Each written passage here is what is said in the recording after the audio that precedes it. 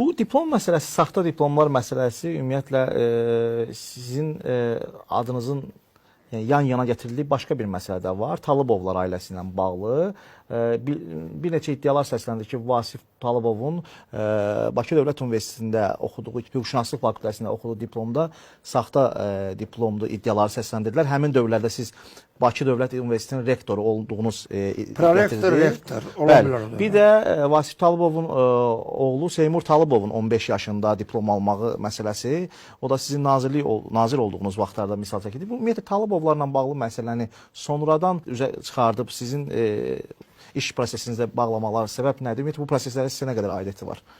Mənə belə gəlir ki, o prosesin heç birinin mənə aidiyyəti yoxdur və o adların, o soyadların çəkilməsindən də heç bir ehtiyac görmürəm. Yəni biz keçmişi qurdalamaqla yox, gələcəkdə işimizin nə qədər yaxşı olmağıyla maraqlanmalıyıq. 20 il bundan qabaq kimsə diplom alıbsa, tutaq ki, bildin ki, onu kimsə sonra nə olsun?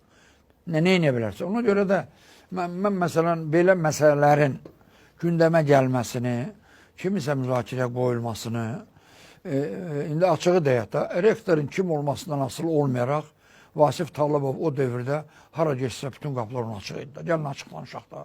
Alacaqdır. Nəysə də, yəni onu müzakirə eləməyin bu da, yəni, nə mənası var ki?